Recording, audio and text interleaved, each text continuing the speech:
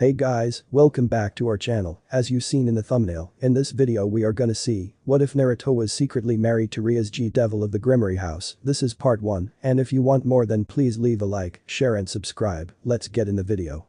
I am not a religious man, what I wrote on this story is the basic knowledge from the series, any research I could get from the internet, and sometimes the Google search from my extremely detail-oriented friend. I do not want to show any bias or favoritism towards on religion. Neither do I want to insult those that find their path through their respective religions. Gonna be one of my Christmas gifts, just hope he'll be able to get all of them ready by the time the holiday finally comes up. Enjoy. Issei Haidu was speechless at the flag event happening in front of him. This pretty girl had walked up to him out of nowhere, called for him by name, and she even asked him. I am sorry, what did you say? GG's, why are you making me say it again? The beautiful young girl with long black hair whined as she tried to work up her courage again with a burning red face. I've seen Haidu-kun walk around this way for a while now and every time I saw you I got nervous. My knees got weak and my heart started to race, and I've wanted to say this to you for some time now. She took a deep breath. Haidu-kun. Will you go out with me? Issei looked at the girl called Yuma Amano as time froze around him. Just earlier today he had dreamed of getting a girlfriend to grab her wonderful boobs. He had peeked on all the girls in the changing room so he could see their naked bodies. And he was beaten up because he was a vile and hated pervert. And yet somehow, this beautiful, lovely girl wanted to be his girlfriend. What could he say? What was he thinking? Yes, of course he'll go out with you. BVIL. Ahahahahaha. Guess I need to thank you for. Run. Get away from H. JJ just, oh one last time. You don't have to. I'm doing this for. The hand came down and smacked the alarm clock silent, leaving him in silence while the man pushed himself up, his messy, unruly blonde hair parted slightly to reveal a blue eye hidden behind the bangs. He looked up at the only window in the room and had to close his eyes to not be blinded by the sunlight. He looked between the crummy cover, stained futon, dirty room, bug-infested floors and pile of old clothes. He just sighed and rubbed the back of his head. It'll go today, nothing better to do. BVIL. There she is. Imajima Onasama. You look so lovely today. Do you want us to carry your bags for you One-sama? We love you Akeno Onasama. RARA, it's good to see you all today. The beautiful smiling ponytailed senior woman responded cheerfully to all of her loving crowd. The boys and girls of Kuo always did this sort of ritual when they saw her walk through the halls. It's the kind of expectation you have when one of the two great One-samas walk through the school. Akeno Himejima was about the average height of the girls her age. She had deep black hair, done up into a long ponytail that almost reached down to her feet. She had a marvelously curvaceous figure, perfect mile-long legs, wide hips and a thin waist that lead up to the largest pair of breasts in the school. For some girls, they admired her just because she was still able to stand up straight with those things on her chest. She walked with an amazing grace and poise that not many would find in this day and age. Her hair and ponytail was so elegant that many of her fans called it the last great ponytail of the 21st century, and when the masses looked to her, she held her hand to her mouth and gave a stunning smile with ara. She was the dream girl for many members of the school and an ideal older sister for others. She walked into her homeroom and acknowledged everyone who greeted her so intently. She walked to the back of the room and sat in her chair. She started to organize her desk when she noticed another form walk into her space. You appear to be as popular as ever, Akeno-san.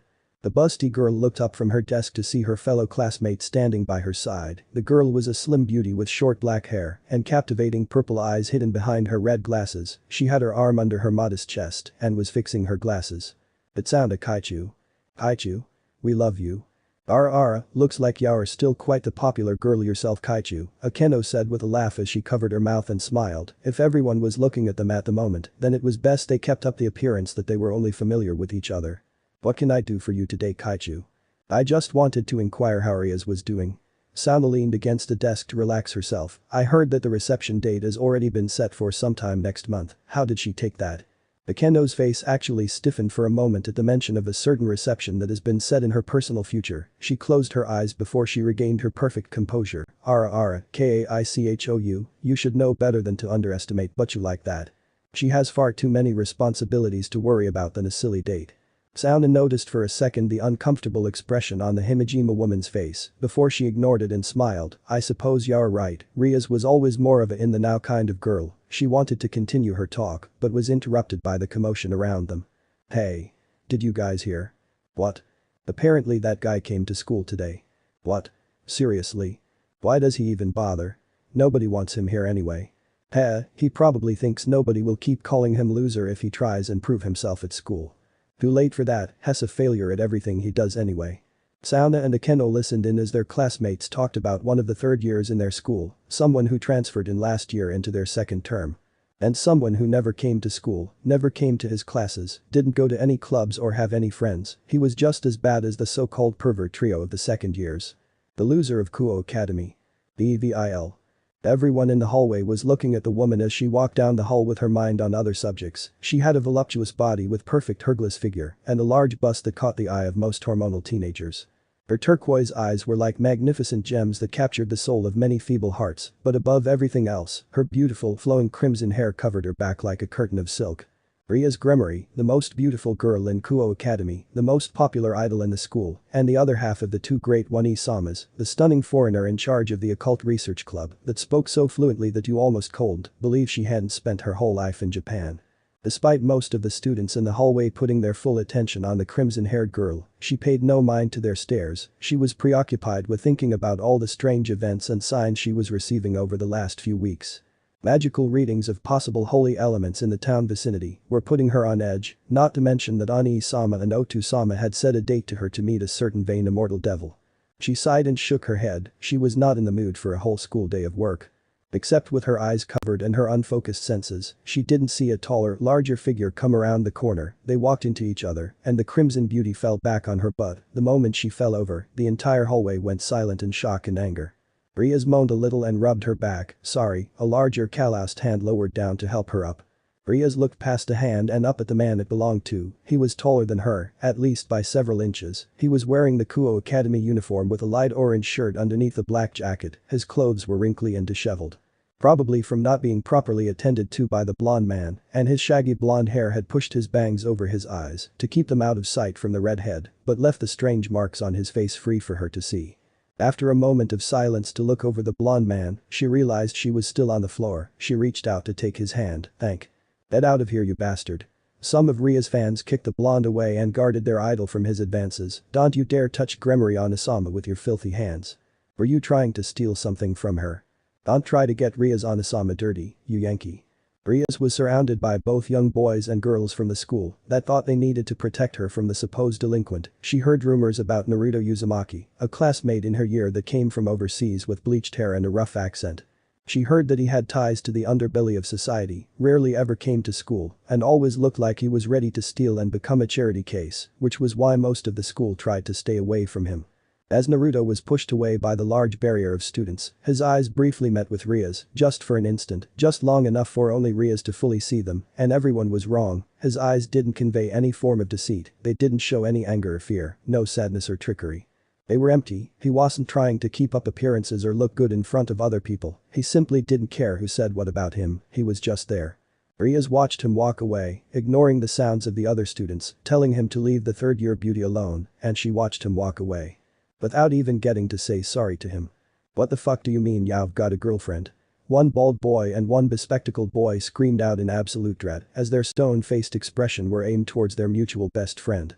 Issei currently had the biggest, most smug shit-eating grin on his face as he could muster, he rubbed his chin and chuckled haughtily, ahahaha, come now Motohama-kun, Mitsuda-kun, don't be so crass, we are in the presence of a young lady right now, you two must control your language.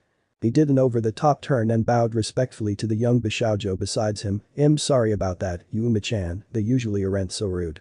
His new girlfriend shined a pretty smile at her new boyfriend, it's okay Haidu-kun, just happy that you want your friends to meet me already, she turned to the other two perverts and bowed to them, it's a pleasure to meet you too, I hope we can get along very well in the future. Issei bid Yuma goodbye as she had to get going back to her own school. After she was out of sight, Issei turned back to his two friends that were still pale and frozen, he walked between them and made an even bigger smile. Life is good boys, life is good. Rias was sitting in her dimly lit clubroom, at her desk with her hand playing with a red chess piece, she was looking over some reports and papers that needed her immediate attention. The hot cup of fresh tea was placed by her hand, here you go Butchu, her dearest friend stood by her side after making one of her delicious cups of soothing tea for her leader. Thank you Akeno, Akeno just smiled and politely bowed head as Rias took a sip from her cup. The black-haired girl looked around the empty room, it's quite calm when we don't have any activities for the club to do, don't you think? Yes, well there isn't any work for us to do until tonight and Kaneko and Yudo still have class work to worry about, so we can't expect this room to always be so lively, Rias noted with a sly smile, rolling the pawn piece in her hand. The Keno saw what Rias was doing with the red piece, but why do you have another spare piece? Rias finally took note of what she was playing with and looked down at her hand. Oh, this. It's supposed to be a little wedding gift Ani-sama gave to me before we started setting the work for the wedding. I've had it for a while now, and I have nothing to use it for. She placed it on the table and spun it under her finger. Oh, a wedding gift.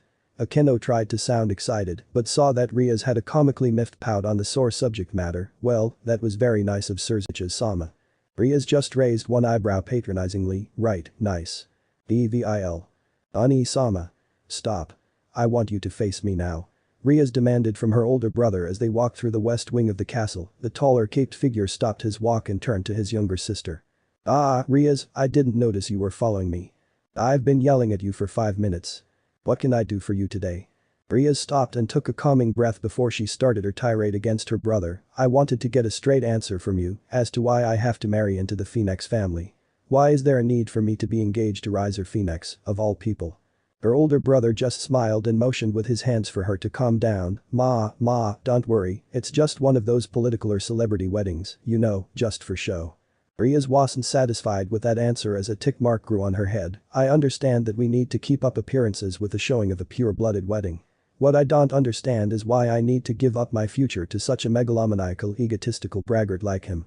Surzich's didn't know what to say with all those increasingly harsh words used to appropriately explain the Phoenix son. What about the Gremory family?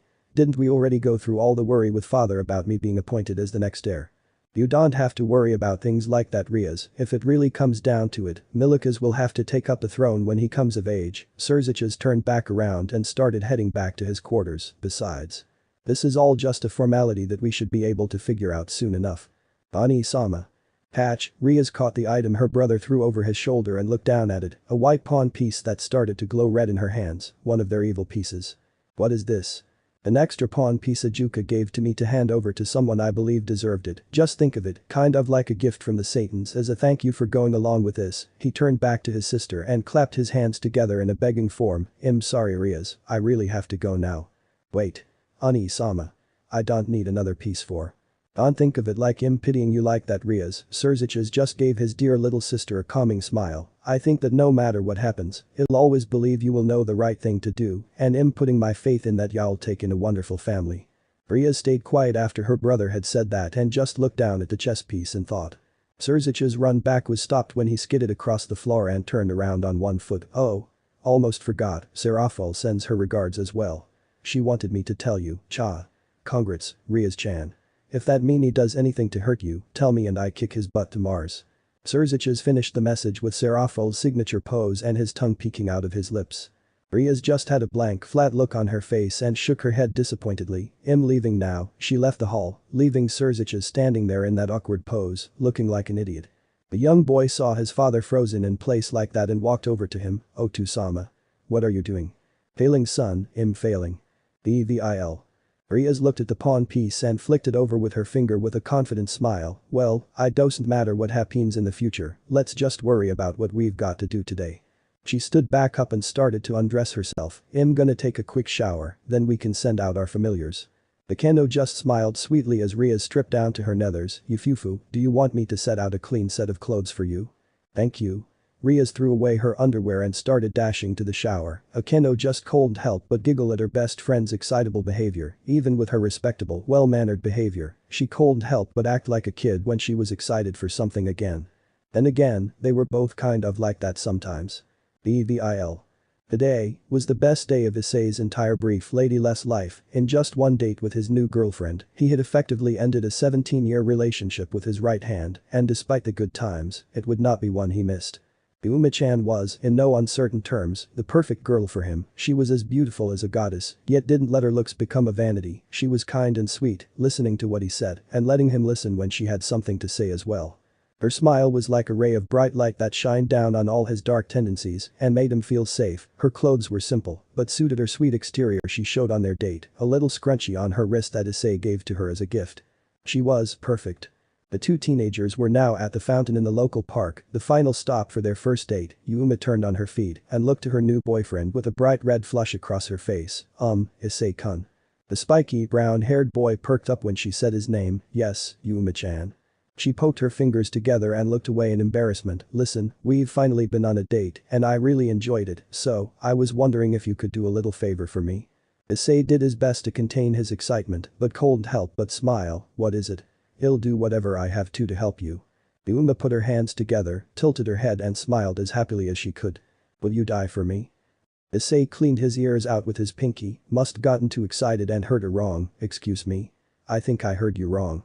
I said, two massive black crow wings, dark as the night that surrounded them, unfolded from her back. Will you die for me?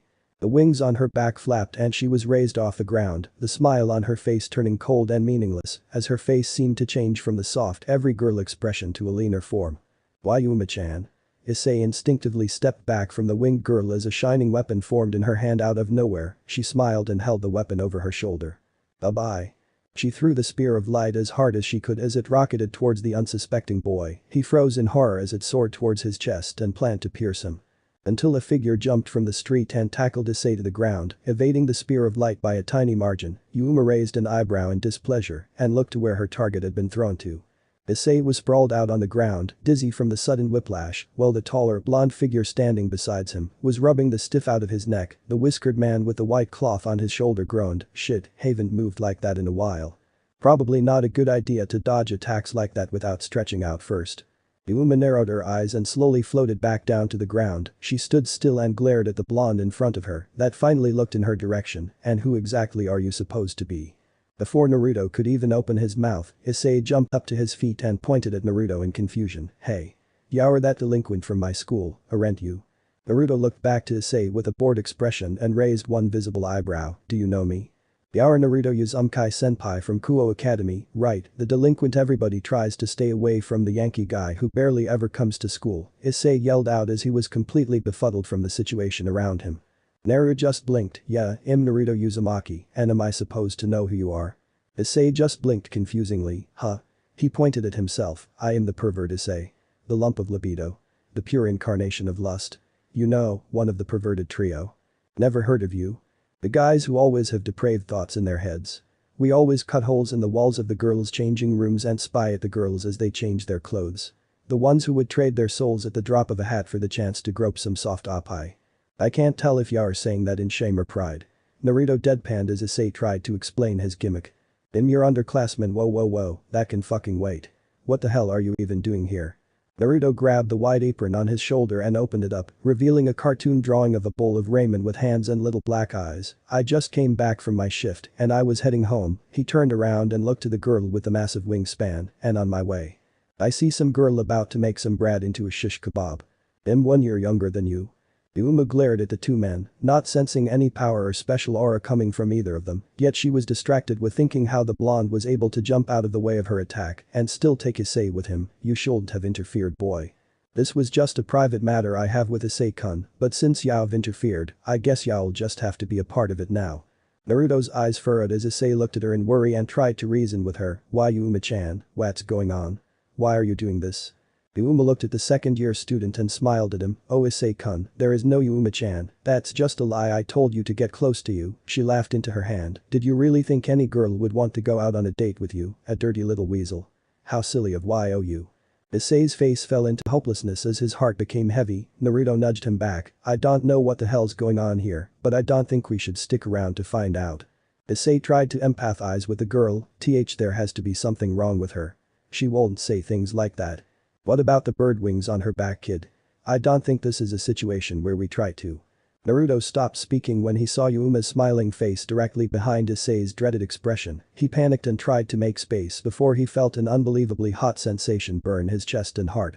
A spear of pure light had been shoved through Issei's back and pierced through Naruto's chest, leaving them both frozen in disbelief as the burning pain settled in their centers. The light weapon evaporated and two huge gaping bloody holes were made through their bodies.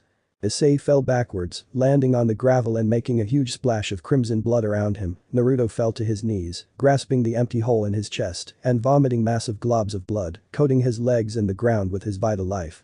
His vision blurred and he reached out to the smiling woman, trying to grab her even though she was at least a foot away from reach. His motor skills failed and Naruto fell sideways into a huge pool of crimson. Both of them were bleeding out, Issei and Naruto in shock as the agonizing pain faded and their whole bodies went numb and cold. Issei raised his blood-soaked hand as it trembled in front of his face, drops of his blood falling all over his face, past the hand. He could see that Yuma walked over and stood over the bleeding out boy with a sickeningly sweet smile still on her face. "Sorry Issei-kun, but I had to do this, don't blame me, blame the one that gave you such a dangerous skill." She looks back up and pouted at the blonde who was heavily panting as his eyes shook in his head, "But you can blame yourself for trying to play the hero part when you had no chance." Naruto just raised a shaky hand at her before coughing up more blood and falling back on the pebbles beneath him. She looked back down to Issei, knelt down by his frightened head and smiled, "It was fun, thanks for taking me out on that date Issei-kun." She kissed her fingers and tapped his tear-covered cheeks as he tried to wheeze out a plea. She started to float again and waved at her dying ex-boyfriend, "Bye." She disappeared from sight, leaving the two men to bleed out as the light faded from their eyes. Naruto couldn't help but curse what had happened. He said he didn't want to be a part of anything like this again, but the moment it arrives, he has to try and help people. But now he was dying, and this time there was no help from anyone else to make sure he makes it out of this alive. Issei was silently crying, feeling the contrast of his body going cold as he was bathing in the warmth of his own blood. He didn't want this to happen, he didn't want to die yet, he was still a virgin, damn it. There had to be some rule against this kind of shit. As the two men started to fade out, a bright red light started to shine from a blood-covered paper beside Issei's pants. A massive circle with dozens of symbols inside of it was projected from the soaked piece of parchment, and the men were bathed in a warm red glow. A female figure formed above the red circle and she looked down at the dying men below her. "I guess you were the one who called me, and it looks like I came just in time to clean up the mess." She looked down at the brown-haired boy as the light finally disappeared from his eyes and his head went slack. She looked up a little towards the blonde whose face was covered in his own blood, yet still found enough strength left to look into her eyes. They stared for a moment before his eyes went hazy and slowly closed shut. They were dead, both of them, finally gone from this world. She just closed her eyes and smiled, "Well, it looks like I've found two little strays on their way home. Well, don't worry boys, I'll see you soon." Two large crooked black wings sprouted out of her lower back and her hands started to glow the same kind of red as her hair. Evil. When Naruto slowly opened his eyes again, there was a bright white light and in blank space set out before him. Well, this was probably what was left for those that finally crossed the other side. It wasn't a burning pit of fire and there weren't any monsters or demons mutilating him. This probably wasn't hell, but there weren't any clouds, and he was being greeted with a million-mile-long all-you-can-eat ramen extravaganza. This wasn't nirvana. After a moment the fatigue finally started to fade from his eyes, and everything became clear. He was staring up at a fluorescent light and a beige tile ceiling. Naruto just blinked slowly. Well, that's disappointing. He pushed himself up and saw that he was on one of those white beds in what looked like an infirmary. He was alone in the room because all that he could see was a spare set of clothes set out on the table beside him. He slowly lowered his hand to where he thought he had been stabbed. Feeling his normal chest and his heartbeat steadily, he rubbed his face and sighed. Was all that just a dream? He put his hand back on the bed and was greeted with a soft sensation and a warm feeling covering his hand. Naruto slowly turned his head to look down at the girl that had softly moaned when his hand touched her breast while she was quietly napping. Her soft face was taking in light breaths while her long red hair covered her body like a blanket. And she might have been naked. Naruto lifted up the bedsheet they seemed to have been sharing. Yep, she was naked, and so was he. Naruto didn't know if this was a dream, real life or the afterlife, but this had never happened before, so Naruto pulled himself out of the bed and started to dress himself in the new clothes that had been set out at the side. He grabbed the black boxers and blue jeans to cover his bare privates. "Your other pair was soaked in blood and had a hole through it, so I had to get you a new outfit, I hope you don't mind."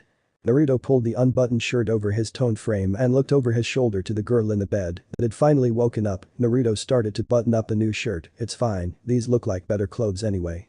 He stayed silent for a moment before asking a question that was on his mind for the last few moments. Did we do anything?" Rias smiled and giggled, shaking her head negatively. "No, we didn't do anything like that." She sat up, exposing her large breasts for him to see if he just took a second look back. "Why? Are you disappointed?" "Relieved actually. If I did actually do something like that, I would at least like to remember what it was like." Naruto finished buttoning the shirt and straightened it out. "What happened exactly?" "I was summoned after you and the other boy had been stabbed by that woman." He nodded his head. "What happened to that kid?" I healed his wound and dropped him off in his room back at his house. Rias stretched out her stiff body before pulling the sheet up to cover his naked chest, out of courtesy for the man that looked like he was waiting for her to cover up before facing her. I couldn't find your address in the school registry, so I just brought you to the infirmary and the academy. Naruto just nodded his head and stood up, and you're naked, why exactly? Rias just looked down at her current clothing situation, because I can heal other people better when I have closer contact to their bodies. After I healed Haidu-kun's injuries I came back over here to heal yours, and after I was done I was so tired that I had to take a quick nap. It's a little fault of mine, but I find it more comfortable to sleep naked than to wear anything else when you sleep. Naruto stopped getting dressed, fully clothed in a new set of jeans and a white polo shirt. He turned towards the bed and leaned against the wall of the infirmary. He stared at the redhead. Rias, Gremory-san, right? Yes, Naruto Uzumaki-san, do you mind if I call you Naruto? Naruto just shrugged his shoulders indifferently, that didn't matter right now, who exactly are you? Rias Gremory. She threw her legs off the side of the bed and crossed them comfortably, two large black bat wings unfolding from her back, and a devil. Naruto's eyes actually widened before he smiled in a condescending manner, devil. Really? I've seen a lot of stuff before, but I draw the line at devil. You're a devil now too. The disbelief in Naruto's eyes suddenly faded when he realized she really wasn't joking. What do you mean? I couldn't bring you back to life as a human, so I brought you back as a devil. You should be lucky I had a spare piece to give you after I brought back Haidu-kun. He took almost every other one I had, Rias informed the blonde. Silently thanking her stupid Oni-sama for giving her that little gift, she pointed at his chest. As of now, you're a servant to the house of Gremory. Naruto placed his hand against his chest, looking down at it and thought, can you take it back? Rias shook her head, I'm sorry, even if I could, if I tried to do that then you would most likely die again. Servitude or death. Well that just sucks, Naruto huffed as he looked up at the lights over his head, spreading the hair out of his eyes. Rias tilted her head, I promise it won't be as bad as you think, if you give it a chance I'm sure you would find something to keep you here. Naruto closed his eyes, I'm sorry Gremory-san, but it's because I'm here that I won't have anything to care about again. Naruto walked over to the door and opened it up. I won't abandon you, me and my group won't leave you alone at school. Then I guess I don't need to go to school anymore, whatever, I'm pretty sure I can learn what I need on the streets, he joked with a little smile as he prepared to walk out, before he stopped and looked over at the redhead again, bowing his head slightly, thank you. Rias watched as Naruto left the infirmary and made his way out of the school. She sighed and got out of bed, placing her feet on the cold ground, and standing naked in the empty room, she walked over to her neatly piled clothes and pulled her underwear up her legs. I won't let you go so easily Naruto, she said with a small smile and giggle, you're just too cute and interesting for my new pawn. She vowed to herself to bring Naruto to her side, whatever the methods. I don't really watch the Naruto anime anymore, because every time I came back to it, it was usually just another filler. I know that's a bit biased, but when I saw the retrieval team fight against a Sound 4 again, I really didn't know what to think. But then I saw him in Hell, that was a good episode, and the new ending focusing on Toby, Rainbow, that is an awesome song and ending. I'm gonna be honest, when I released the first chapter it was so I could jump on the popularity wagon it was going through. I didn't totally think through about my characters and my approach to events and stories, which is why I've been using these last few weeks to think about what I could do.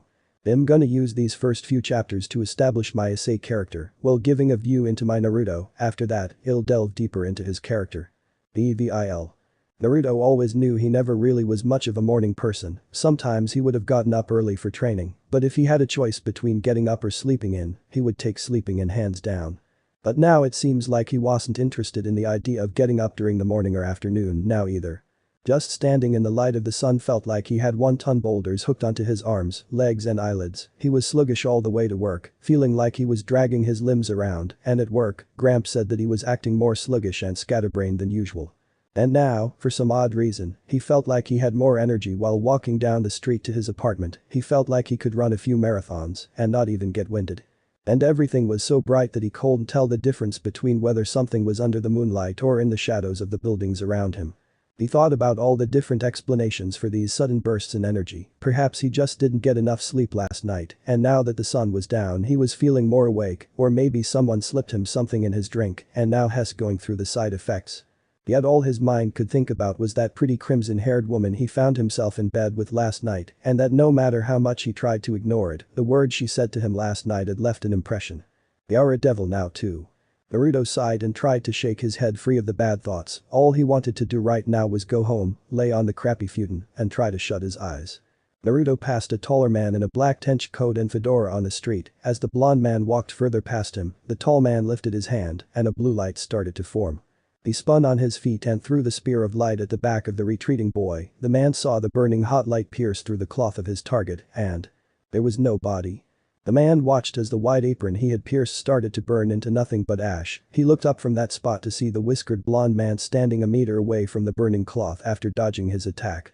Naruto looked down to see the spear of light evaporate into little particles, leaving a seared through hole in the ground. He looked up at the strange man across from him. "That's my second one in 2 days. I need to pay for those, you know." "Well, don't worry about it," the older man said as a similar pair of large black feathery wings popped out of his back and stretched out to their fullest length. "You won't need to worry about anything after I'm done with you, little devil." Naruto stepped back a little when he saw the man reveal his true nature. He looked the man over. "SOOO, what are you supposed to be anyway? Are you supposed to be a devil hunting other devils?" The tall man raised an eyebrow at his condescending tone and shook his head. "Oh, that's cute, he doesn't even know the preschool basics." He shook his head negatively. "No, I'm not a filthy devil like you," he said in a tone that wasn't venomous, but just like he was stating general knowledge. "I'm a fallen angel." Naruto raised an eyebrow at his title. "Okay, what exactly does that mean?" The large man just looked at him in confusion, and when he saw the completely serious look on the blonde's face, he realized that he really wasn't joking about this. "Oh, okay, you really don't know, wow, I must be dealing with a fresh out of the crib kind of brat here, no matter." 2 large spears formed in his hands and he raised them over his head. "I'll just have to finish this quicker than I thought." He threw the spears of light at the blonde and watched as he dove out of the way from its strike zone. Naruto landed on the ground and looked up to watch as the fallen angel created more and more of his spears. The fallen angel sent his spears of light soaring at the young blonde man as he sprinted through the streets. Naruto still wasn't certain about how much damage these things could do if they even just scratched his skin. But since he didn't want to end up like he did yesterday, he opted to keep as far away from them as he could. Naruto continued to evade the attacks before one of them impacted against a fire hydrant in front of him. He jumped back and guarded himself as the metal protection measure exploded and covered the area in a spray of steam and water. The large man smiled as he was certain that he had finally started to break the young man down, but in the large spray of water he saw a trash can being thrown at him with impeccable aim. He swiped upward and shattered the plastic container like it was nothing. But after he destroyed the can, all of the garbage contents inside of it scattered and pelted him in trash. He opened his eyes again, and they widened when he saw the drenched blonde appear in front of him. He furrowed his eyes intensely and planted a solid fist into the older man's face. He stumbled back a bit and felt a drop of blood escape from his gums. He licked up the minuscule bit of blood and swallowed it before it escaped his lips. He smiled at the young man that now stood a foot away from him and looked down at the arm that punched him. He smiled at the blood dripping down it. "Well, it looks as if you didn't come out as unharmed as you would have liked to, huh?" Naruto looked down at the metal shrapnel that pierced his arms at different intervals. He kept the wound out of sight to try and ignore the settling pain in his limbs. He gave a cheeky grin and said in a playful tone, "Big talk from a guy with a banana peel on his head." The fallen angel's smile started to fade and he reached up for the peel on his fedora. He tossed it to the side and wiped his hand on his jacket with a laugh. He looked at the blonde. "Okay, you are more fun than I anticipated. I should let you know my name is Donaseek." Naruto narrowed his eyes. "Okay, does that mean you want to know my name too?" "That's not needed, see, I told you my name out of courtesy." He had a wicked grin grow on his face as spears of light formed in both hands and he gripped them tightly. "You should at least know the name of the last man you will ever see, don't you think?" Naruto snarled his teeth and lowered into a fighting stance. The fallen angel lifted his spear up too. The column of black and red energy covered the back of the spear and reduced it to nothing. Donaseek and Naruto stared at it in surprise before they looked up towards the sound of approaching footsteps. The ball of the mysterious power illuminated the darkness and revealed to be in the palm of the oncoming person. "I'd like it if you refrained from attacking my new servant." The gorgeous young woman with the deep red hair appeared with a calm and collected smile on her lovely face. She dispersed the black power in her hand and placed it to rest on her hip. "I haven't even gotten the chance to break him in yet."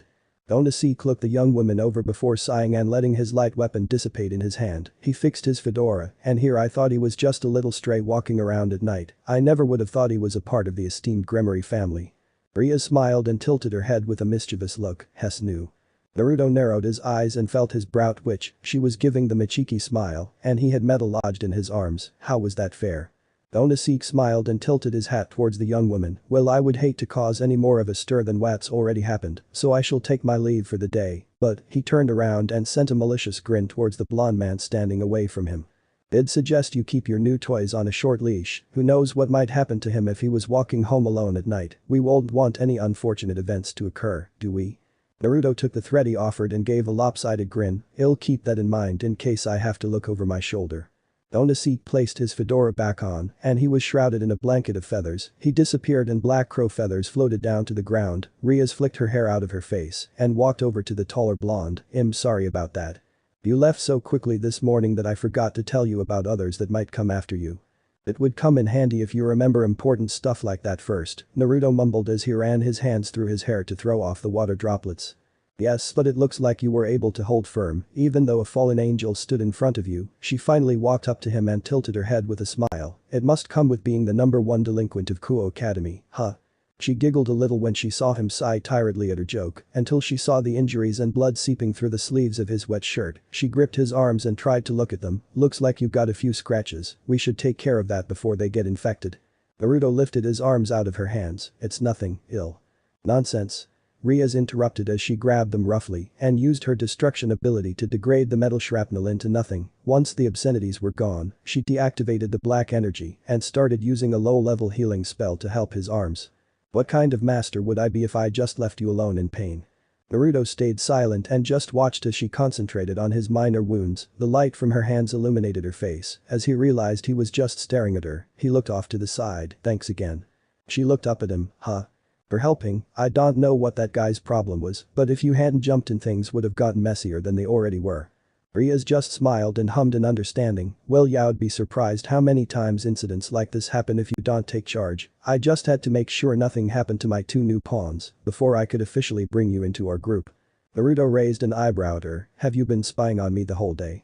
No, but I have a sense on you, and the moment that fallen angel arrived, I thought something bad was going to happen, so I came running, she concentrated on the healing wounds again, finding you was a bit harder than I thought though, I couldn't summon you or appear at your side.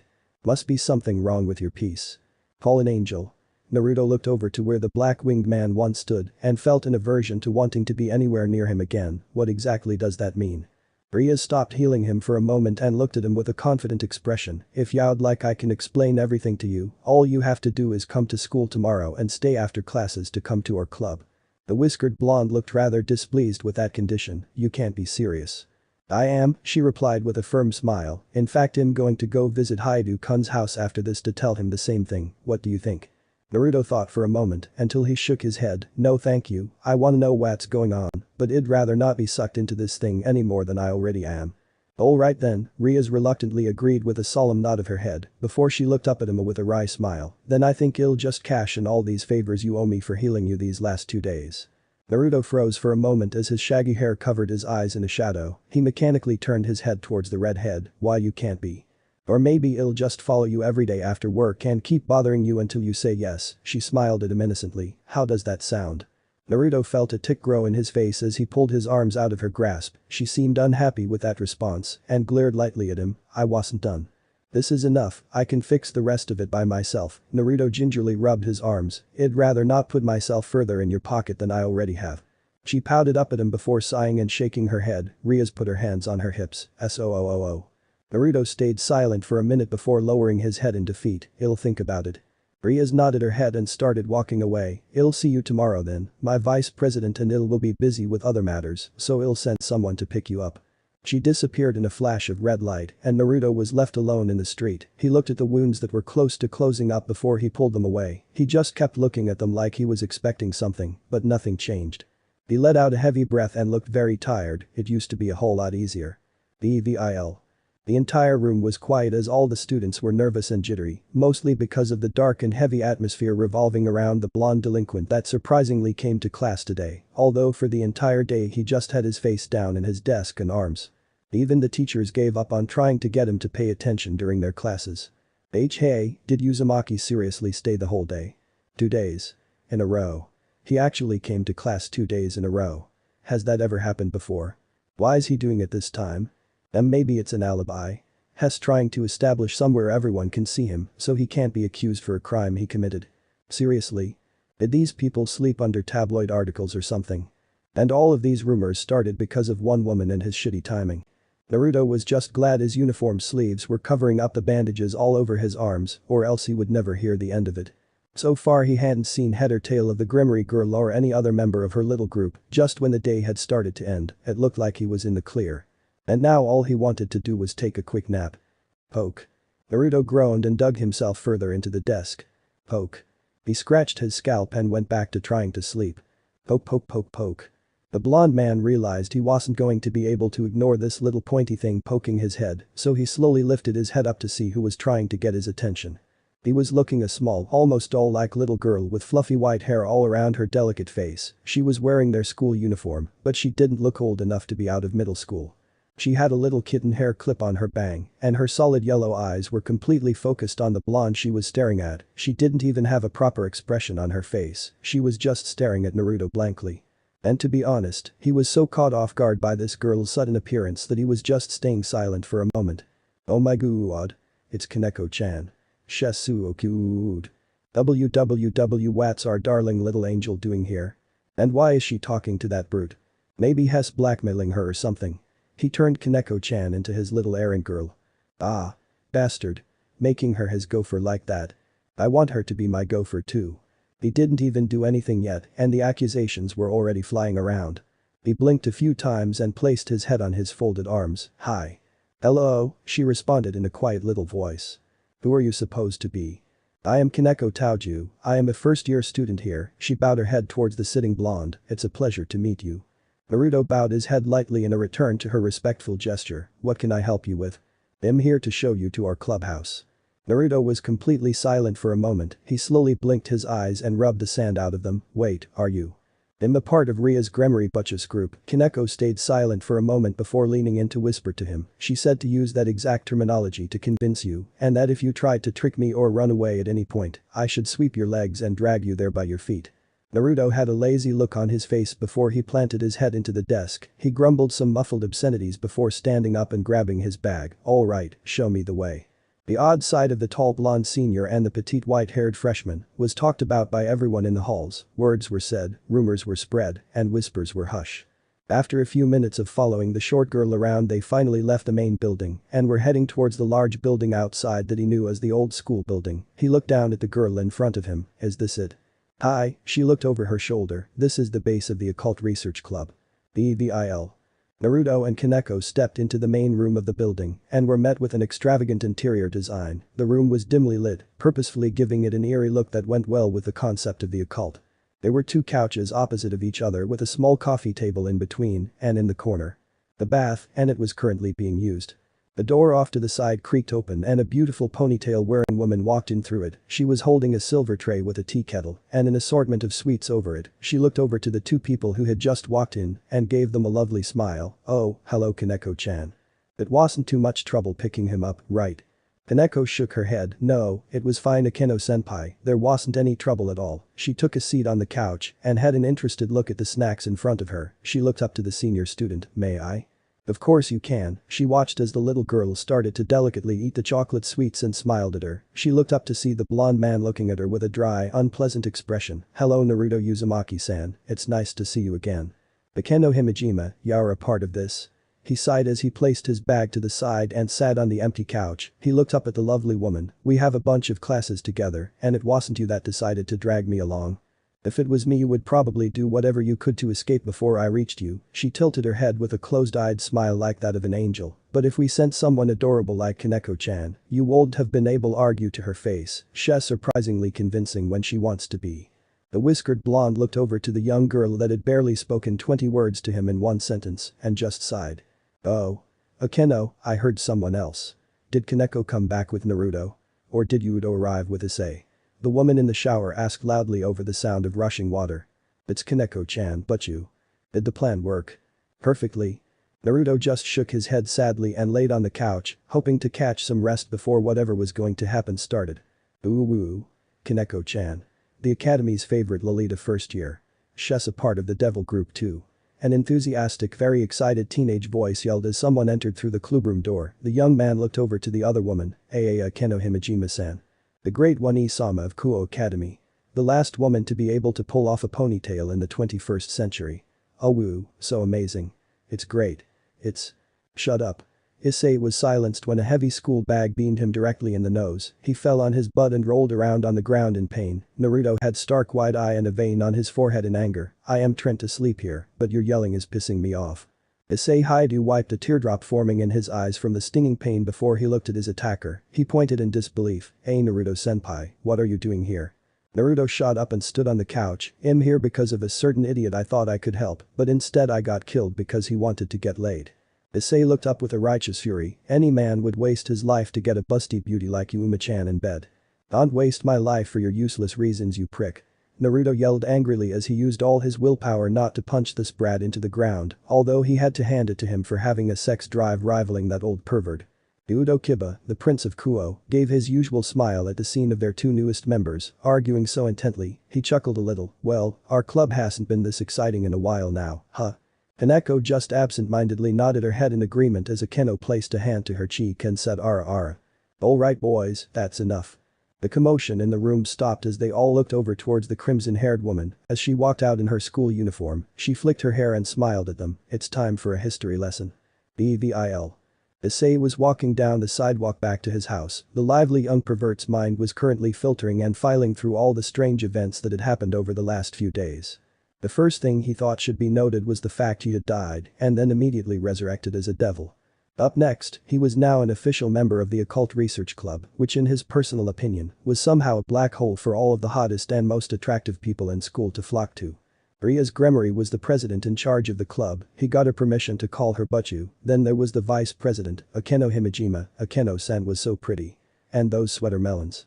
And for regular members, there was Kaneko Taoju, Kaneko-chan. And Kiba. He really didn't care for that handsome bastard. But as it turns out it wasn't just a hotspot for the hotties to come to, it was really just a clever little cover for their real group activities. As devils.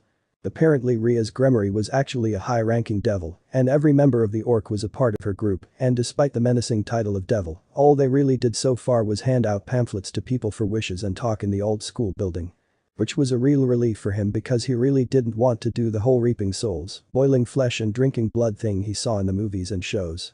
Apparently, he had something inside his body called a sacred gear that was very valuable to her group. When Issei was asked to summon it, by way of shooting out a Kamehameha and totally embarrassing himself in front of his new club, his left arm glowed with an unnatural light and a bulky red gauntlet formed from his elbow down. He wasn't ashamed to say it looked totally badass. Also, the reason why he was attacked by the girl that he formerly knew as Yuma Mono was because she was part of an opposing group to the devils, a member of the fallen angels, and they had killed him because they were frightened that his sacred gear could be used against them. But you warned him to stay away from fallen angels by any means necessary. And right beside him in the inauguration to the orc was Naruto Uzumaki-senpai, and he didn't seem at all surprised or intrigued by the entire concept of devils and the supernatural. In fact, that was the last time Issei had seen Naruto at the club, or even at school in general. He didn't want to be a part of their group in the slightest, and even when Butchu was calling to him to stay, he said. I'm grateful for what you've done for me, really, but I don't want to be a part of a war that doesn't involve me. I promise if I meet any more of those fallen angel guys I won't say anything about your club, see ya. And he walked out the front door. Butchu seemed a little miffed at that, but she shrugged her shoulders and just said she would figure a way to persuade him into their group later on. But Issei already found his persuasion. If he worked hard enough, gained some experience and proved himself worthy, he could make a devil peerage of his own, and then he could finally realize his true dream. His own personal harem filled with beautiful big-breasted women. So now he didn't care at all about blonde delinquent upperclassmen or fallen angels. All he cared about was passing out these flyers and getting closer to making his own harem. Issei was so giddy that he creepily chuckled while walking down the sidewalk and while he was distracted with his perverted dreams. Hey ya.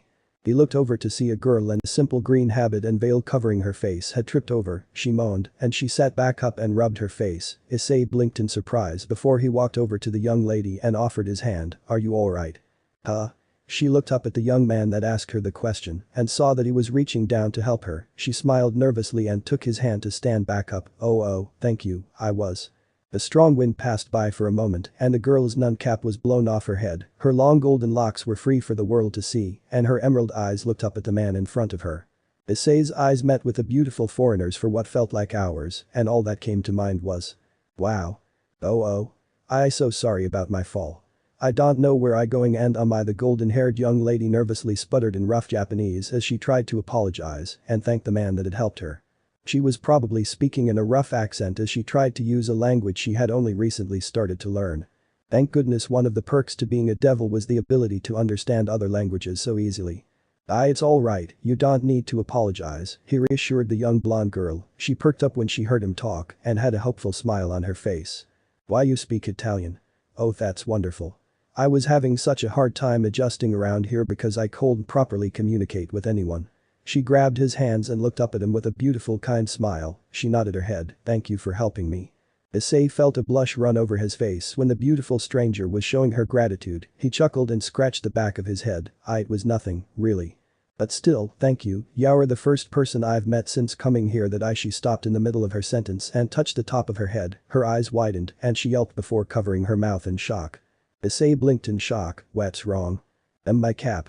It was blown off by the wind. I was so distracted that I didn't even notice. She got on her hands and knees and started to look around the sidewalk for any signs of her nun cap. She seemed worried. If I lose it, I would have failed the church in my duties. Issei heard the concern in her voice and felt bad if he just left. He looked around in the immediate area and saw the little white cap resting on top of a bush. He smiled and picked it out of the twigs. Found it. The girl stood back up and saw the man she had just met holding her cap and wiping some leaves out of it. She had a huge smile and clapped her hands together. Oh, thank you. I don't know what I would have done if I had lost it. It's no problem. He held it out for her as she took it from his hand. They looked at each other and Issei felt a sense of ease settle between them. He smiled. Issei Haidu. The girl blinked and nodded her head. My name is Asia Argento. It's very nice to meet you, Issei-san. Evil. Aw man, Naruto groaned as he looked at the third apron he had bought from his boss in the last few days. It was nighttime again, and Naruto was taking his usual route through the park to get back home. He sighed, giving that old man all the money I've got already. Now he's just taking it out of my reserves. He shrugged his shoulders and lost all signs of annoyance. Oh well, as long as it goes to the same goal then whatever. Naruto-senpai. Naruto froze in place as a small sense of dread started to build up inside him. He turned his neck so slowly and painfully that the clicks of his neck could actually be heard from the underclassmen. Issei was looking at him in surprise as he walked his bike over to the taller blonde. He questioned, this is the second time I've met you here, do you always take this route home? Naruto grumbled and looked away from the younger man. Yeah, it's a straight way home and it's the fastest to go through, what of it? Why haven't you come back to the club yet? Are you really not grateful to Butchu for what she did for us? Here's a difference between being grateful and running into a war you know nothing about. He looked back to the brunette and raised an eyebrow. Have you found something to risk your life for like that since I left? Of course I have. Issei proclaimed loudly as manly tears streamed down his face and he clenched his fist. I will rank up in the devil world. I will gain followers of my own. And then, only then, can I fulfill my dream of having a harem of beauties by my side. Naruto just gave an unamused look at the man and blinked slowly. He walked over to Issei and patted his shoulder. Congrats kid, you are now in the running for biggest pervert I've ever met. He gave him a sagely nod and started to walk away again. That's a very hard list to get into at such a young age. You have some great hero skill. Oh thank you, yeah I try really hard and wait. Stop misdirecting me, damn it. He pointed at the slightly taller blonde with a burning passion in his eyes. I won't just let you waste Butch's gift like this. Naruto stopped walking away and stayed silent for a moment. He turned around and looked back at Issei. Look kid. I'm not a kid. Damn it man I told you I was only a year younger than you. Issei you bastard. Then Issei. Kid. Pervert.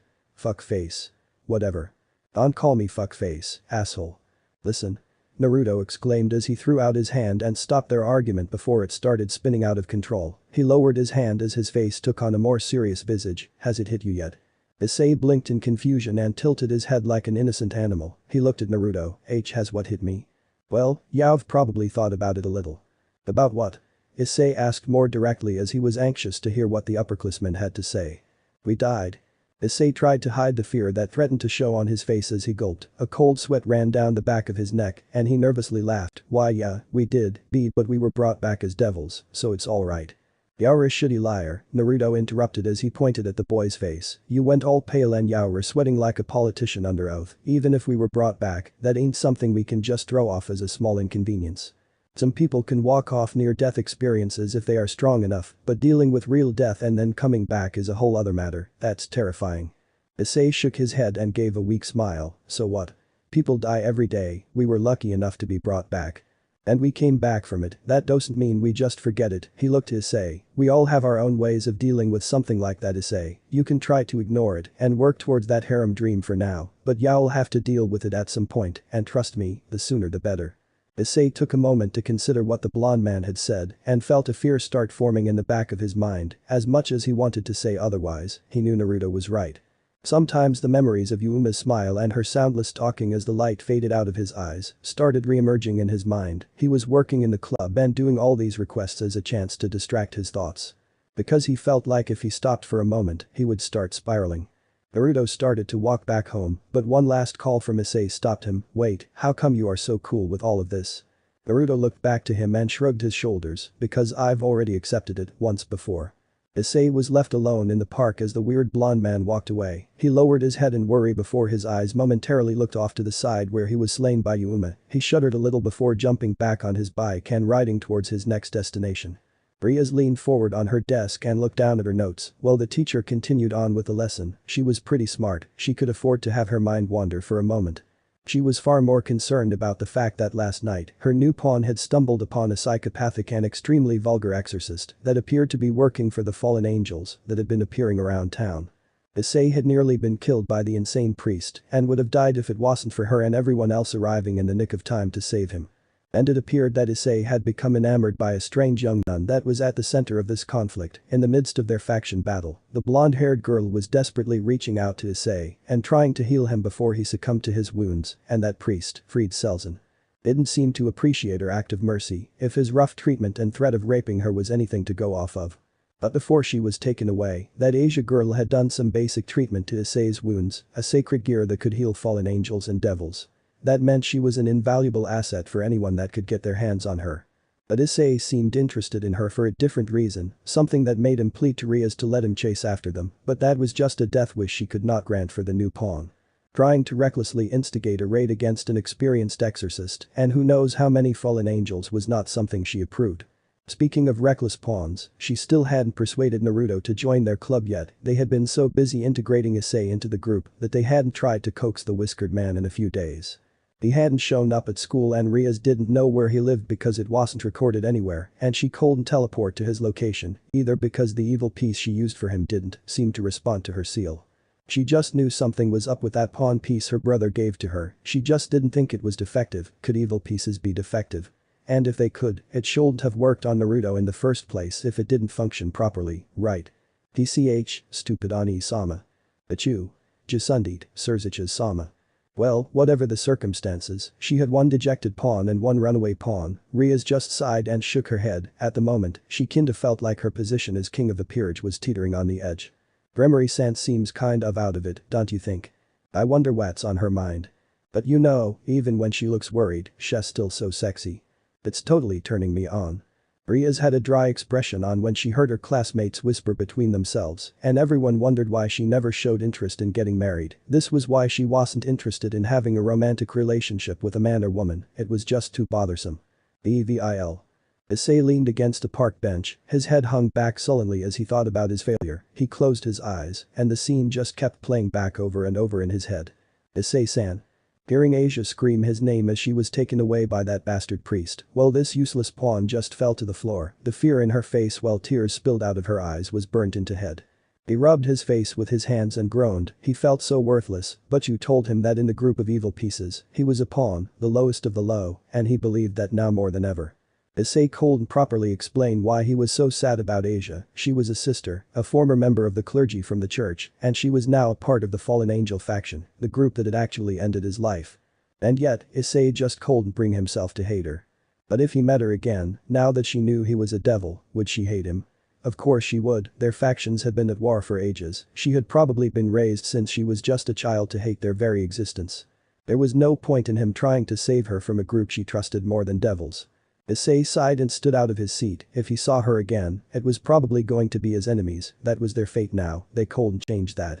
He was walking down the rocky path set in the park as he just needed to distract his mind from everything. A set of feet ruffled the pebbles behind him. Issei-san. The perverted teen's eyes widened in shock before he spun around to see who had called him. Standing there in the middle of the path, a surprised look on her face, was the golden-haired sister he was thinking about until just a moment ago.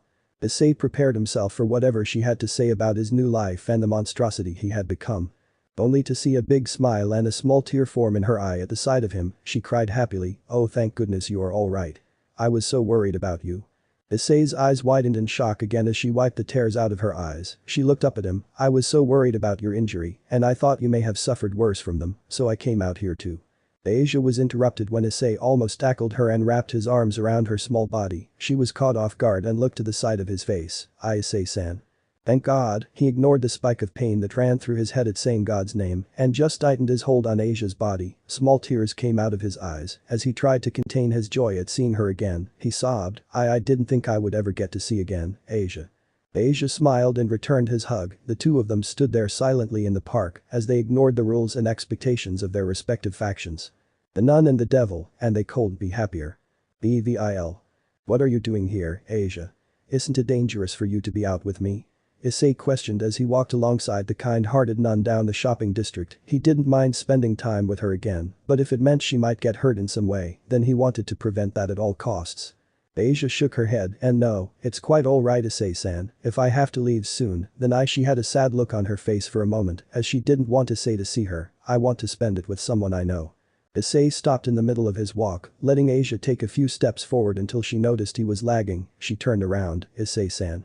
Come on, Asia." Issei took her hand and started to lead her through the street. He looked back to her. "We are going to have fun today. I know a bunch of fun places we can go to." Asia smiled up at him, "Really? Yeah. We can go to the arcade or the movies, there are a bunch of places we can go shopping or." Rumble. Issei stopped and placed his hand on his stomach as it started to rumble out of hunger. He chuckled and felt embarrassed in front of the girl. Sorry about that, I haven't eaten today." "Actually," Asia smiled and poked her fingers together, "I haven't eaten either." Issei decided that the first thing on today's agenda was food. He looked around and tried to spot a suitable place to eat. Asia deserved the best kind of food, a high-class restaurant. Nope, couldn't afford it, maybe. Issei stopped when he saw an open but small shop in comparison to the one surrounding it. The first thing that caught his eye was the little mascot on top of it, a little bowl of ramen with limbs and black eyes. Issei felt like he had seen that somewhere before. "Oh, that place looks good, let's go Issei-san." Asia started running towards the little ramen shop. Wait Asia. Would you rather go somewhere nicer? But that little mascot is so cute. She squealed back before resuming her run towards the shop. He didn't know why, but he felt hesitant going into the restaurant. They walked through the front door. It was basically an empty shop. There were a set of tables spaced out around the whole store, but there weren't any customers to be seen. There was a counter at the back of the restaurant that anyone could come up to sit and watch as their meal was made. And then, a greeter popped out of the back room. "Welcome to our little shop of dreams." A certain whiskered blonde greeted them with a smile on his face. He gestured for them to come in. "How many are we seating to?" Naruto instantly shut up when his eyes met with a stunned Issei's. The two men clammed up and were frozen in place as Asia looked around the empty store with starry eyes. Ah. Naruto-senpai. Stop squeezing." Issei yelled in agony as Naruto's hand started to crush the teen's skull within his palm. Naruto had a cold expression as he completely ignored the blonde girl that walked around the little ramen shop. An old man walked out of the back and saw their empty shop with a few more people than he was used to. He asked, "Naruto? What's happening?" Naruto let go of Issei's face and looked back at the old man. "Nothing, we've got 2 customers." "Ah, that's good, here, show them up to the counter." "Got it." Naruto saluted before he dropped to his knees and looked at the brown-haired teen as he stopped screaming in pain. Naruto glared, "You didn't come here to take me to your club, right? I didn't even know you were here, you psychopath." Issei snarled as he rubbed his face. "Oh, then why are you here?" "I'm here with Asia." "Asia?" Naruto looked over his shoulder to see a young blonde girl sitting on the swivel chair and laughing as she spun around. Naruto looked at Issei in surprise. "You're on a date. Really? What's wrong with it you bastard?" Nothing, Naruto said as he motioned with his hands for the younger man to calm down. Naruto stood back up and started walking to the counter. "Come on, don't leave your girlfriend behind." Issei wanted to argue that she wasn't his girlfriend, but the whiskered man was already gone. Issei sat beside Asia and looked over the menu. Issei ordered a miso ramen, and Asia had the same because she cold read the menu. A minute later, their orders were placed in front of them by the blonde waiter. "You two enjoy that, I need to head to the back, tell him when you're done," the old owner said as he headed into the back room again and left Naruto to wash the dishes. Asia looked at the bowl of noodles and soup. It smelled wonderful, and she couldn't wait to dig in. But first, her prayer. She clasped her hands. "Bless us our Lord, and these thy gift." Naruto and Issei instantly cringed and grasped their heads in pain, as what felt like a spike had been lodged in their heads. They were writhing in pain as Asia continued her innocent prayer. She finished up and broke apart the chopsticks.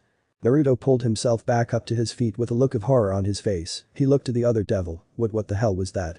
Issei struggled to get the migraine out of his head as he looked over to a confused Asia. That would be the effect that happens when we are close to someone praying, or if we use God's name. Praying? Asia realized her mistake and looked between them in shock. She bowed her head. I am so sorry. That's a force of habit. I should have thought about your well-being instead. But I was always taught to pray before and after a meal to show my thanks to the Lord for blessing us with our meal, but it would be wrong to do it when I know it may hurt you. Still, I can't eat a meal without saying my thanks. Asia started to have a little existential crisis, while Naruto just looked at her dryly in confusion. He looked over to the pervert who had already started to eat his ramen. Issei looked at him. She's a nun. The nun? Naruto looked between the mismatched couple and chuckled a little. A nun and a devil walk into a shop, feels like a start-up to a dirty joke. Issei furrowed his eyes at the older student as he laughed at their situation. Issei turned to the side. Asia. Asia looked up from where she was awkwardly holding a chopstick in both hands to try and pick up some noodles, and looked at Issei. Yes. This is Naruto Uzumaki-senpai, a third year at my school, and a recent addition to the devil peerage I'm a part of, despite how much he protests. Issei then looked to Naruto. Naruto-senpai, Asia Argento. Asia and Naruto looked at each other before the younger blonde bowed her head. She looked at him hesitantly. Are you really a devil as well? Apparently, Naruto deadpanned as he looked the meek girl over. She seemed worried as he looked at her, but she didn't reach for a hidden weapon, and she didn't act like she was being kept as a hostage. Naruto scrunched his face in confusion. Should you be attacking us or something? Asia looked at him in shock and shook her head vigorously. And no. Of course I won't. Why would you think that? Well, because aren't all these factions at war? Naruto droned out as he just focused on cleaning the bowls and other appliances. He looked over at Asia as Issei sent a little glare at him for making her uncomfortable. From what I've experienced, everyone on one side hates everyone else on the other sides, and they won't even spare a moment before attacking, so shouldn't that mean you are supposed to keep away from us? Don't bother Asia like that, jerk. Issei responded heatedly as Naruto just gave him a flat stare until Issei blinked in realization and looked at Asia as well. Actually Asia, I was kind of wondering the same thing. Should you hate people like us? Asia looked uncomfortable as she held the sides of the bowl. She tried to avoid their eyes. Well, it's true I was raised by the church to never forgive the members of the other factions. It's also the reason why I was excommunicated from my church as well. Asia's face told much about the pain and sadness she had experienced over the years. Her eyes became heavy, and she looked like she was trying her hardest not to cry. I found a wounded devil near our church that was close to death. I couldn't leave him to perish, so I used my twilight healing to fix his wounds, but when the heads of our church had heard that my powers not only heal humans and angels, but devils and fallen angels as well, they branded me as a witch and cast me out. I should be angry. Issei was shocked and horrified when he heard Asia's tale. An uncontrollable anger grew in his chest as all he wanted to do at the moment was find those bastards in charge of the church and show them what a real demon was like. Naruto just shook his head. Hearing the anger and hatred people had for each other here made him sick. If this girl had learned to hate devils to their very core, he really wouldn't be surprised. But Asia had a small smile on her face. I can't bring myself to hate them, or anyone. I know that may seem silly and naive, but I don't think we can ever solve anything like this war by just trying to kill each other. I think all life is precious. That's the lesson I felt was most important from everything I've learned from the Lord, and even though I was told the other factions were full of monsters that went against everything the Lord had to teach us, she looked at Issei with a warm smile as tears formed in her eyes. The way you treat me with such kindness gives me hope that we can resolve all this hatred without any more suffering. Issei could only look at Asia in surprise. Even after all the pain, suffering and injustices that had happened to her, she was still so pure-hearted. She was like an angel. A rough palm landed on her head and patted her hair. She looked up and saw Naruto giving her a small but wise smile. He laughed a little. That really might be a pretty naive way of thinking during a war, but if the world had more people like you in it, I'd bet there would be a lot less suffering in it. Asia had an embarrassed blush on her face from Naruto's kind words and Issei's smile. She just held her chopsticks like she did before and struggled to pick up some more noodles. Naruto took the chopsticks out of her hands and placed them in her left hand properly. He walked back to do his chores. Make sure you blow on them, they're really hot. Issei couldn't help but smile at what he saw. The senior that always walked away from him just couldn't leave an awkward girl like Asia by herself like that. He wasn't so bad after all. BVIL. Issei and Asia were walking through the park again as the sun started to set. They had spent the entire afternoon together, they had watched movies, played at the arcade, Issei even won her a stuffed animal to keep. Asia hugged a little rat plushie a little closer to her chest as she looked around the park. She smiled at Issei. "Thank you Issei-san, for everything you've done today." Issei just chuckled, "Don't mention it." "No really, this is the most fun I've had in my life." Asia hugged the little toy in her arms tighter as she committed the wonderful memories today in her head. "I've never had any friends before, and I always wondered what it was like to play with someone like this. I'm glad I was able to at least once." "It doesn't have to be just once." Asia looked over to Issei as he smiled at her. He walked over to her. "I'm your friend, Asia, and I always will be. We can do this again for as long as you like, because I want us to be friends forever." Asia looked up at him as he smiled down at her, and tears started coming down her face as her nose started to sniffle. Issei worried and panicked. "What's wrong? Did I say something I wasn't supposed to?" "And no, it isn't that Issei-san, I would love to be your friend and do this again, but she can't, not after today." Issei and Asia looked up in shock as a figure stood on the top of the fountain, a woman with large black wings coming out of her back and covering them in a setting shadow. Uma Mano. She was even wearing the same clothes as before. Issei's eyes shrunk in horror. "Why Uma-chan?" "Rainer-sama." Asia squeaked out as she hid behind Issei. Rainer sighed when she saw Issei's horror-stricken face. She looked down at him as she floated to the ground. "Wasn't it enough that I killed you once before? Now you have to stand in my way again?" She sighed and shook her head before looking him over. "Oh wait, looks like you grew a set of horns since I last saw you, huh?" Naughty boy." Rainer looked past him and towards Asia. "Come along Asia, I won't be mad at you if you be a good girl from here on out." I. "Asia isn't going anywhere with you," Issei proclaimed as his face was full of anger and fury for the black-haired fallen angel. She just gave him an unamused look. "Should you know where this is heading? We've done this song and dance before, and that blonde boy won't be here this time to save you, Issei-kun. I don't need him." Issei waved his left hand out. "Sacred gear." A brilliant light shined from his left arm before a large red gauntlet formed around it. He held it up, and the gem at the center of the hand glowed. "Boost." Rainers whistled. "Wow. You really did have a sacred gear. I was right. Yeah. I've got one. And now," Issei gripped his fists and prepared for battle. "I'm gonna use it too." Schwick. Blood spewed out of Issei's mouth and coated his chin as he fell to his knees. He weakly lowered his head to see the spear of light that had pierced through his stomach just a few inches south of where he had been killed before. He really hated this fucking park. He fell to his side as the burning sensation faded with the light spear. Another pool of blood started to form around his fallen body. Asia's heart sank as she cried for him. "Issei-san." Rainer walked forward and summoned another spear into her hand. She smiled. "This time, I'll make sure you stay dead." But before Rainer could bring her weapon down upon the defeated devil, Asia stood in front of him with a desperate look in her eyes. Rainer glared at her. "Move. Please. You don't have to do this." "He thinks he can take my toy and get away with it. I don't think so. Please just leave him alone." Rainer dispersed her weapon and harshly grabbed Asia's cheeks. She brought the girl's terrified face up to hers. "You know, I don't actually need you in perfect condition. If I took off one of your arms or legs, it won't matter, as long as you're still breathing, that's enough for me." Asia had tears in her eyes and struggled to stay brave. She looked up at the fallen angel. I won't run away." "Oh? I won't try to run and fight anymore. You can take my sacred gear if you want." Just Asia was cold and contain her tears anymore as sadness filled her voice. "Just please, don't hurt Issei-san anymore." Rainer considered it for a moment before letting go of Asia and nodding her head. "Alright, fine, I'll keep you to that." Asia nodded her head and turned to the boy before falling to her knees. She used her twilight healing to fix most of his wound before it became too severe. His skin started to reform and the blood loss started to weaken. Some color returned to Issei's face as he was barely even able to lift his head. Asia.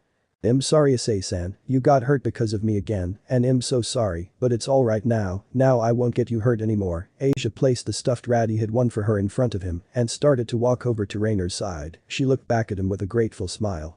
"Thank you for everything."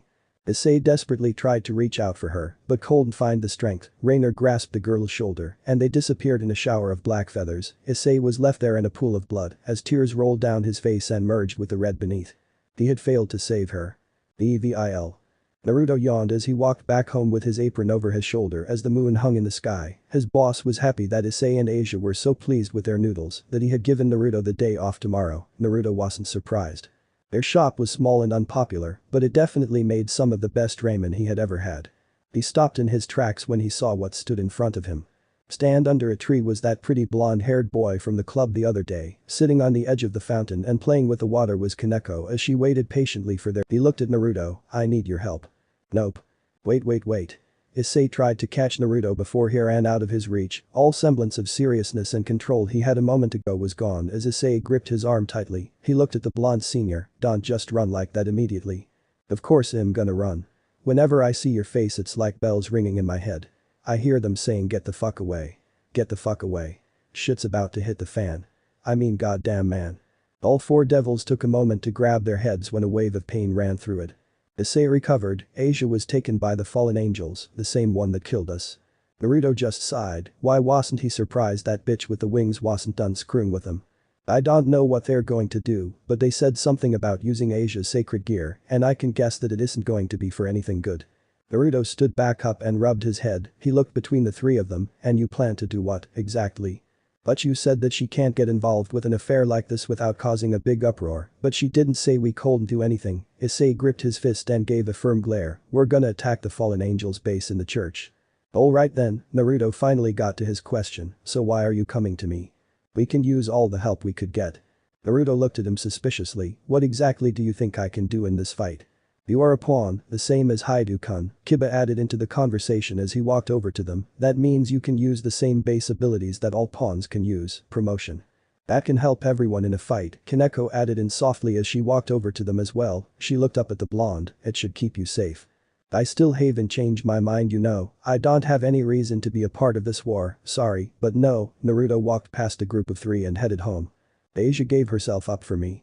Issei yelled as he tried everything he could to convince the older blonde for help. He looked down in shame. I know I have no right to ask you to risk your life for something like this, you only just met her today. And I haven't done anything remotely good enough to earn a favor from you in the short time we've talked, but she's gonna suffer if I can't do something. He looked at the blonde's back, despite how you act, I know you're a good guy. If you saved the life of a worthless pervert like me, then please, help me save Asia. Because she damn well deserves it more than I do. You can do whatever you want afterwards. You can leave town. I can try to get Butchu to leave you alone. You can even take your revenge against me if that's what you want. Just help me now. What that girl deserves, a freedom she's never had, that's something worth fighting for. Issei was huffing slightly after yelling out at Naruto, he looked at the blonde's back and desperately pleaded, please. The pawn, rook and knight looked at the back of the older pawn, as he just stood there silently, he spoke up, you're really gonna charge the enemy base, fighting an unknown amount of enemies with strength like the bitch who killed us, and try to take that girl back before she gets hurt. He shook his head, you're an idiot. And you aren't going to stop until you do it, even if everyone tells you it's impossible you're still gonna charge in without thinking and just hope for the best, just for the sake of girl, but just as Issei had started to lose hope, Naruto turned around with a smirk on his face, you know. That sounds like something to fight for. Oh really? Issei smiled as Kiba and Kaneko looked between each other in triumph. Naruto walked over to one of the trees and hung his apron over a branch, like hell he was going to bring another one into a fight like this. I guess it'd feel pretty bad if I let an innocent girl like that get hurt without even doing anything if I could, so I'll help out, just for her, and after this, y'all owe me forever, got it fuckface. Issei just nodded his head eagerly, not even making a comment on the unnecessary nickname he had been given. He walked back over to the little group and cracked his neck, alright then, let's raise some hell. So that's it for now, I hope this video is entertaining, if you really enjoyed this video, then please hit that like button, that will be super duper awesome, like aim is 500 likes, also don't forget to smash that subscribe button, thanks for watching guys, take care bye.